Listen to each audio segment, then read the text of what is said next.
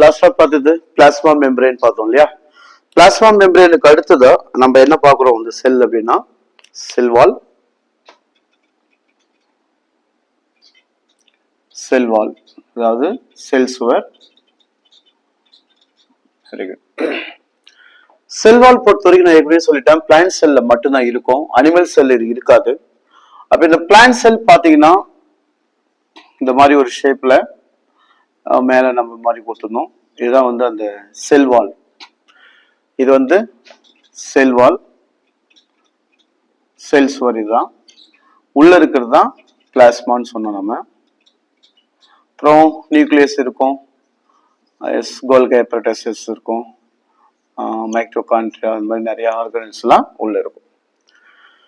சரி, இப்ப இந்த செல் சுவரை பத்தி சொல்லும் பொழுது இது என்னன்னா நான் லிவிங் ரெஜிஸ்ட் கெமிக்கல், அதாவது ஒரு உயிரற்ற திடப்பொருள் அப்படின்னு சொல்றாங்க. செல் சுவர் வந்து உயிர் இருக்காது. செல் சுவர்ல செல் சுவர் வந்து ஒரு உயிரற்ற திடத்தனமான ஒரு பொருள். ஞாபகம் வச்சுக்கணும், செல் சுவர் என்பது என்னது? நான் லிவிங்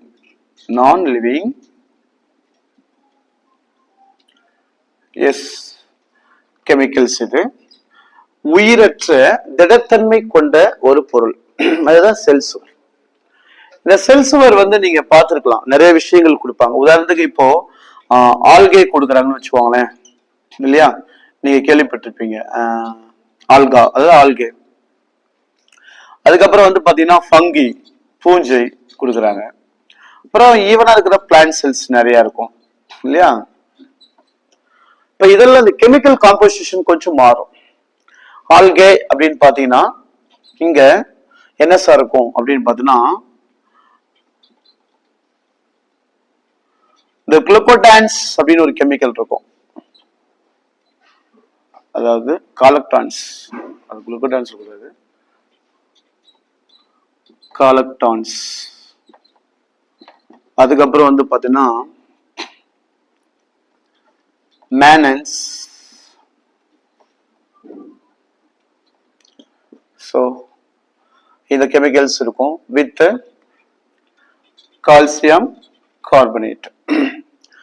ஸோ அந்த பாசியோட உடல் அந்த அந்த செல்வால் வந்து பாத்தீங்கன்னா இந்த மாதிரி இருக்கும், காலக்டைன்ஸ், மேனன்ஸ் அண்ட் கால்சியம் கார்பனேட் மூலக்கூறுகளால உருவாக்கப்பட்டிருக்கும். பாசிகளை எடுத்துனா அந்த மாதிரி பூஞ்சைகள் எடுத்தோம் அப்படின்னு கேட்டா உங்களுக்கு தெரியும், இது கைட்டின் அப்படின்ற மூலக்கூறுகளால உருவாக்கப்பட்டிருக்கும். கைட்டின் என்ற மூலக்கூறுகளால உருவாக்கப்பட்டிருக்கும். தாவர செல்களை சாதாரணமா செல்லுலோஸ் இருக்கும், பெக்டின் இருக்கும், ஹெமி செல்லுலோஸ் இருக்கும் இல்லையா? ஹெமி செல்லுலோஸ், இதை தமிழ்ல அதே தான் கொடுப்பாங்க, cellulose, pectin, Hemi cellulose. Hemi cellulose. So இந்த மாதிரி செல்கள் வந்து தாவரங்கள்ல செல் வால்ஸ் வந்து வேரியேஷன் இருக்கும், காமனா இருக்காது. சோ பாசி எடுத்துக்கிட்டீங்க அப்படின்னு கேட்டீங்கன்னா ஆல்கே, பாசி எடுத்துக்கிட்டீங்க அப்படின்னு கேட்டீங்கன்னா இந்த மாதிரி காலக்டைன்ஸ் chemicals, Menon's chemicals, calcium carbonate மூலக்கூறுகளால உருவாக்கப்பட்டிருக்கும். இது தமிழ் இதுக்கு பேர் வந்து பாசி, பாசி இல்லையா? வச்சுக்கோங்க. பூஞ்சை, இதை நம்ம இங்க கொடுத்திருக்கோம், பூஞ்சை கைட்டின் என்ற மூலக்கூறுகளால அது உருவாக்கப்பட்டிருக்கும். பிளான்ட் செல்ல பொதுவாக செல்லுலோஸ், பெக்டின், ஹெமி செல்லுலோஸ் என்ற மூலக்கூறுகளால அது உருவாக்கப்பட்டிருக்கிறது. சோ அப்ப இந்த செல் சுவர் எப்படி இருக்குதுன்னு கொடுத்துருக்காங்க. செல் சுவர் அப்படின்பது செல் தாவர செல்களில் காணப்படும். அதுல பாசி, பூஞ்சை, சாதாரணமான தாவர செல்கள் அப்படின்னு பார்த்துட்டோம்னா அதுல என்னென்ன கெமிக்கல் காம்போசிஷன் இருக்குது அப்படின்றத நம்ம தெரிஞ்சுக்கலாம். அப்போ பாசியினுடைய செல் சுவர் எதனால் ஆனதுன்னா காலக்டைன்ஸ், மேனன்ஸ், கால்சியம் கார்பனேட் மூலக்கூறால் ஆனது. பூஞ்சையோட செல் சுவர் கைட்டின் மற்றும் இன்னும் சில பொருட்களும் கூட இருக்கு, கைட்டின் மேஜர் காம்பவுண்டா சொல்லப்படுது. பிளான்ட் செல் சாதாரண செல் சுவரானது செல்லுலோஸ், பெக்டின், ஹெமிசெல்லுலோஸ் மூலக்கூறுகளால அது உருவாக்கப்பட்டிருக்கிறதா சொல்றாங்க. இந்த செல் சுவர் வந்து என்ன அப்படி சார் அப்படின்னா இது ஒரு உயிரற்ற திடப்பொருள் ஆகும் அப்படின்னு சொல்றாங்க. அப்படின்னா இந்த செல் சுவரோட வேலை தான் என்ன சார்? செல் சுவர் என்ன வேலையை தான் கொடுக்கும் அப்படின்னா இது செல்லுக்கு வடிவத்தை கொடுக்கும், ஷேப், பாதுகாப்பை கொடுக்கும், ப்ரொடெக்ஷன், பாதுகாப்பு. வேற என்ன சார் கொடுக்கும் அப்படின்னா இயக்க சேதம் இருக்கு இல்லையா, சேதம், அதை வந்து தடுக்கும். இயக்க சேதத்தை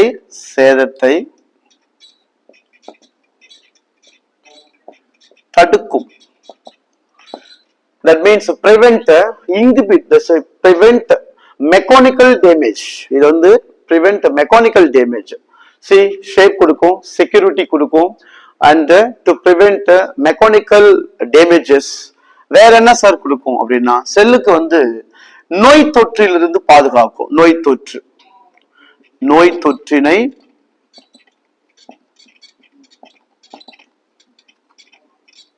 எதிர்க்கும். ரெசிஸ்டன்ஸ். சோ இதுதான் செல் சுவரோட முக்கியமான பணிகள். நீங்க ஞாபகம் வச்சுக்கலாம். What is the role of cell wall? Nothing but it gives shape and security and prevent mechanical damages and also resistance against the pathogens. கிருமிகளுக்கு எதிராகவும் இது செயல்படும். இதுதான் வந்து பாத்தீங்கன்னா செல் சுவர். செல் சுவருடைய முக்கியமான பணிகள் இதுதான். முதல்ல செல் சுவர், different kind of the plants, algae, fungi, plants வந்து பார்த்தோம். அதுக்கப்புறம் அதனுடைய இம்பார்ட்டன்ட் ரோல்ஸ் என்ன அப்படின்றத நம்ம பார்க்கிறோம். இதுல என்ன சொல்றாங்க அப்படின்னா இளம் செல் சுவர், அதாவது முதல் நிலை ஒரு செல் வந்து உருவாகுதுன்னா அதுல முதல்ல தோன்றது இளம் நிலை செல் சுவர் அப்படின்னு சொல்லுவாங்க. Primary layers. இந்த பிரைமரி லேயர்ஸ் வந்து பாத்தீங்கன்னா என்னவா ஆகும் அப்படின்னா கொஞ்சம் டெவலப்ட் ஆயிட்டு பிளாஸ்மா மெம்பரேன் நோக்கி நகருமா, அதாவது டுவர்ட்ஸ் பிளாஸ்மா மெம்பரேன், அதாவது உள்புறமாக அது செல்லும். உள்புறமாக செல்லும் பொழுது அதனுடைய லேமெல்லா அப்படின்னு சொல்ற ஒரு இடையடுக்கை தோற்றுவிக்குது. அந்த இடையடுக்குகள்ல வந்து பல்சம் கால்சியம் பெக்டைட் அப்படின்ற ஒரு கெமிக்கல்ஸ் வந்து அது ஃபார்ம் பண்ணுது. இந்த கெமிக்கல்ஸ் வந்து அந்த பக்கத்துல இருக்கிற செல்களோட ஒரு இணைக்கிறதுக்கு பயன்படுற ரசாயன பொருளாக இருக்கும். இதோட சேர்ந்துதான் பிளாஸ்மோடெஸ்மேட்டா என்ற பார்ட் வந்து தோன்றி அது அருகில் உள்ள செல்களோட, அதாவது இப்படி இருக்கிற நைபர் செல்ஸோட கனெக்டிவிட்டி கொடுக்கறதுக்கு காரணமாக இருக்கும். சோ இந்த மாதிரி இருக்கிற செல்லோட கிரிப் கிடைக்கிறதுக்கு தான் பிளாஸ்மோடெஸ்மேட்டா வந்து பயன்படுகிறது. அது இந்த கால்சியம் பெக்டோட இணைந்துதான் இந்த ப்ராசஸ் வந்து செயல்படுத்துகிறது. சோ எனவே செல் சுவர் வந்து பாத்தீங்க அப்படின்னு கேட்டீங்கன்னா அதுல இளம் நிலை செல் சுவர், அதாவது முதல்நிலை செல் சுவர் தோன்றும்.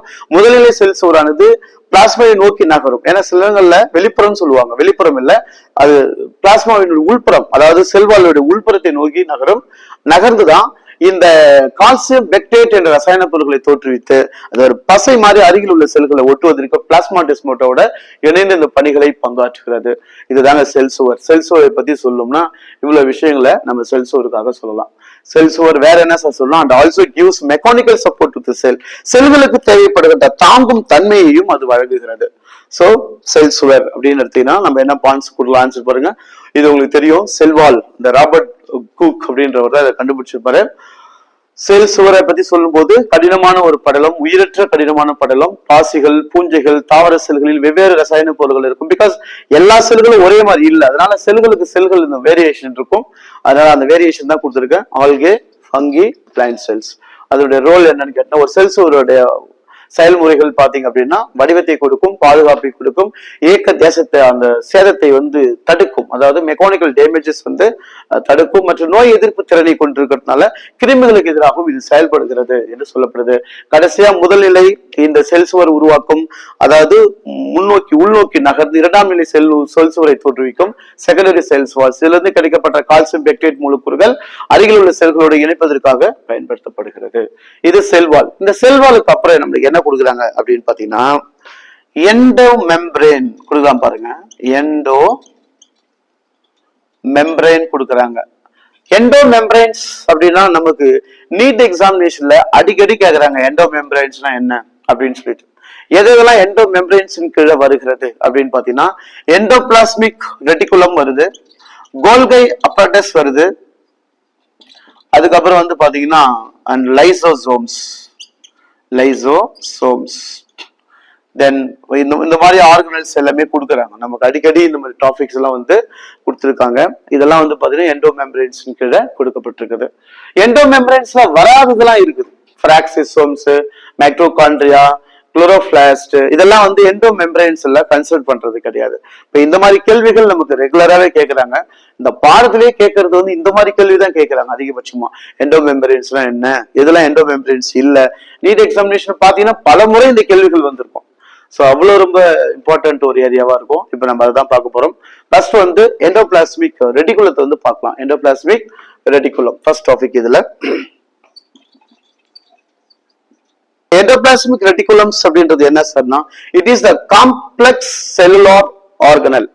அதாவது சிக்கலான செல் நுண்ணுறுப்புகள் அப்படின்னு சொன்னா இதைதான் நம்ம சொல்லலாம். ஏன்னா அது பேரு தமிழ்ல எண்டோபிளாச வலை பின்னல் அப்படின்னு சொல்றாங்க. அதாவது ஒன்றோடு ஒன்று பிணைந்து காணப்படும். It is a complex cellular network என்று சொல்லப்படுறது. இந்த பிளாஸ்மா மெம்பரைன்ஸ், இந்த எண்டோபிளாஸ்மிக் படலம் வந்து நம்ம பார்த்தீங்க அப்படின்னா நிறைய விஷயங்கள் சொல்லுவாங்க. சைட்டோபிளாசத்துல இது பார்க்கறதுக்கு ஒரு டியூபியூல்ஸ் மாதிரி இருக்கும். அதாவது ஒரு குழல்கள் மாதிரி காணப்படும் சைட்டோபிளாசத்துல அப்படின்னு சொல்றாங்க. சோ இந்த சைட்டோபிளாச குழல்கள் மாதிரி காணப்படுறது இது நம்மளுடைய எந்தெந்த உறுப்புகள்ல மிகுதியாக இருக்கும் அப்படின்னு கேட்டா லிவர்ல இருக்கும் அதிகபட்சமாக. அதுக்கப்புறம் வந்து பாத்தீங்கன்னா பேங்க்ரியாஸ் கணையங்கள் இருக்கும். லிவர்லயும் பேங்க்ரியாஸ்லயும் அதிகமான எண்டோபிளாஸ்மிக் ரெட்டிகுலம் இருக்கும். ஸ்பெர்ம் செல்ல விந்து செல்கள்ல வந்து பாத்தீங்கன்னா குறைந்த அளவில் காணப்படும் என்பது புத்தகத்துல பதிவு செஞ்சிருக்காங்க. நினைவு வச்சுக்கணும். Endoplasmic reticulums also found in liver, pancreas and sperm cell, sperms. இப்போ லிவர்ல வந்து அதிகமா இருக்கும், பாங்க்ரியாஸ்ல வந்து அதிகமா இருக்கும், ஸ்பெர்ம்ஸ்ல வந்து குறைவாக காணப்படுகிறது. எதுனா endoplasmic reticulum. It consists of 3 types. One is cisternae, number 2 tubules, number 3 vesicles.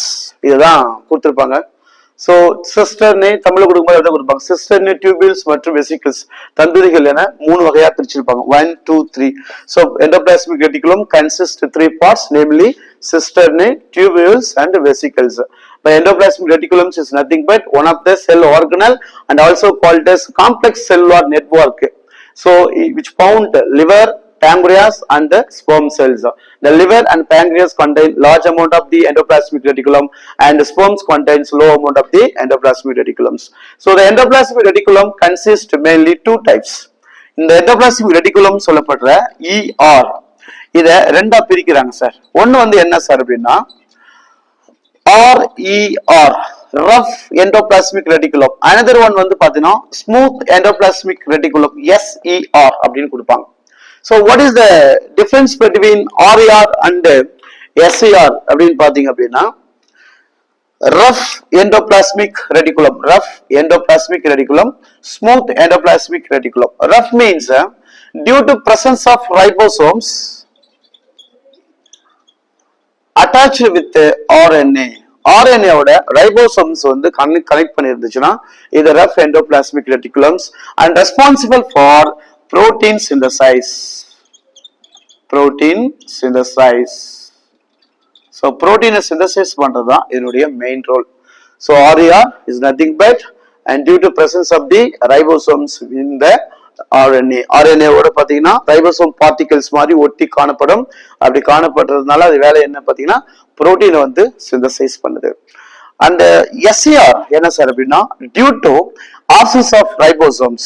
That's why and வயவழைப்பு தன்மையை கொண்டதாக இருக்குது. இதுக்கு ரீசன் பாருங்க, absence of ribosome. இங்க absence of ribosomes or ribosomes, sorry, ribosomes வந்து இங்க இல்ல. ரைபோசோம் இல்லாம இருக்கிறதுனால இது வயவழைப்பா இருக்குது. அப்ப இது என்ன வேலை சார் செய்யுது அப்படின்னா it is involves lipid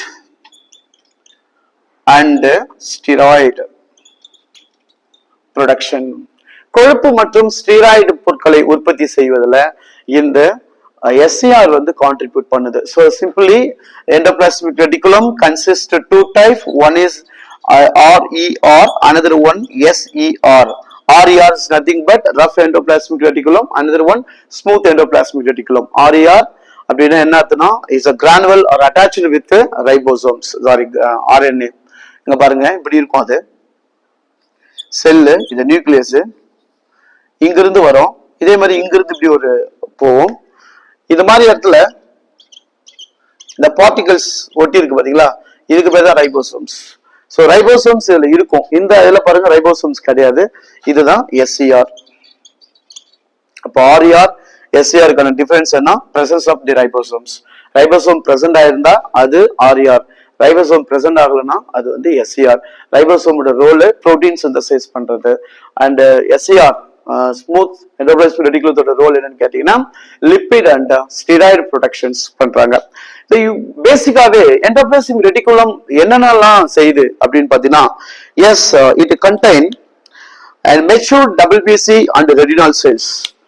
இந்த முதிர்ச்சி அடைந்த அல்லது வளர்ச்சி அடைந்த வெள்ளை அணுக்களிலும் அதே மாதிரி விழித்திரை செல்களிலுமே இந்த எண்டோபிளாஸ்மிக் ரெட்டிகுலம்ஸ் வந்து காணப்படுது அப்படின்னு சொல்றாங்க.